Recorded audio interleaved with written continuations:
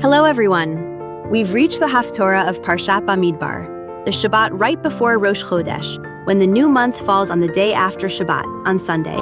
In that case, we read the Haftorah Machar Chodesh. If Rosh Chodesh lasts for 2 days and begins on Sunday, we still read this Haftorah, because the main point is that the day after Shabbat is Rosh Chodesh. This Haftorah opens with a calm yet very tense atmosphere. Yonatan tells King David that tomorrow is Rosh Chodesh, and so his absence from the royal feast will be immediately noticed. On the surface, it seems like a technical detail, a missing seat at the king's table. But very quickly, it becomes clear that this empty spot is about to reveal a deep and painful truth.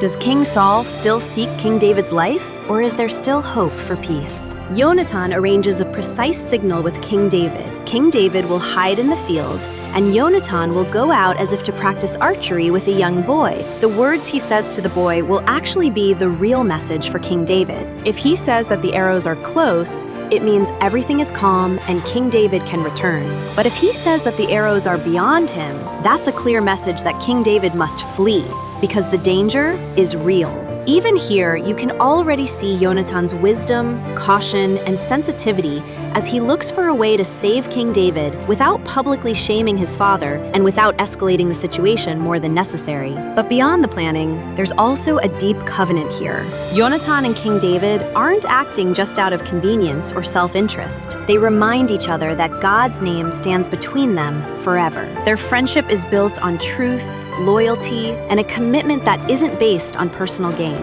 This is a very rare friendship, a friendship that is pure.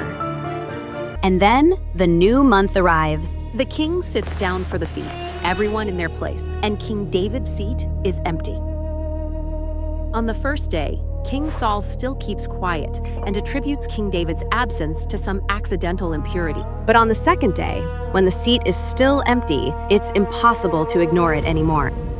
King Saul asks Yonatan why the son of Yishai didn't come, and Yonatan answers as they had agreed. King David asked to go to Bethlehem to take part in a family sacrifice and to see his brothers. Here, what had been hidden in King Saul's heart is revealed, and he bursts out in great anger at Yonatan, insulting him harshly and accusing him of choosing King David over himself and over the kingdom. King Saul explicitly says that as long as King David lives, Yonatan's kingship will never be established. In other words, King Saul doesn't see a righteous and loyal man here, but rather a rebellion against the monarchy.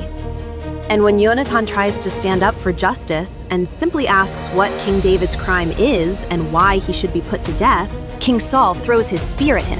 At that moment, Yonatan fully understands that this isn't just a random suspicion or passing anger, but a real decision to kill King David. Yonatan gets up from the table in fierce anger, but also with great sorrow. He doesn't eat. His heart is broken on both sides, over King David, who is being hunted, and over his father, who has become so angry and humiliated him. This is one of the most painful moments in the Haftorah, because Yonatan is the loyal and loving son, and yet he is not willing to cooperate with injustice. He teaches what true loyalty is. Honor your father, but don't justify wrongdoing. Love the kingdom, but don't take part in bloodshed. The next day, Yonatan goes out to the field with the boy and shoots the arrows as he had arranged beforehand. He tells the boy that the arrows are beyond him and quickly sends him back. The boy himself doesn't understand anything, but King David and Yonatan understand perfectly well. After the boy leaves, King David comes out of his hiding place. Their meeting is so moving, it brings them to tears. King David bows down. They hug each other and weep together. This isn't just an ordinary farewell, but a moment of pure truth. There's pain here, danger, uncertainty, but also great and pure love. At the end, Yonatan sends King David away in peace and once again reminds him of the oath between them and their descendants forever. This is the uplifting conclusion of the Haftorah. Even when there is persecution, even when the kingdom is shaken, and even when the path of the righteous is full of trials, a covenant of truth is never broken. The message of the Haftorah is profoundly deep. Rosh Chodesh symbolizes renewal, but here, renewal comes specifically out of darkness, pain, and concealment. King David learns that the path to kingship doesn't always come easy. Sometimes it comes with waiting, humiliation, fleeing, and quiet faith. Yonatan teaches what true love without jealousy looks like. He could have seen King David as a rival, but instead, he sees him as someone chosen by heaven, and so he supports him with rare devotion. This is an incredible level of generosity, humility, and loyalty to God's will. And that's a lesson for us, too. The Haftorah teaches us to hold on to the truth even when it's hard, not to get swept away by anger, and not to measure everything by power, honor, or control. Whoever truly walks with God, even if their path is painful, will ultimately endure.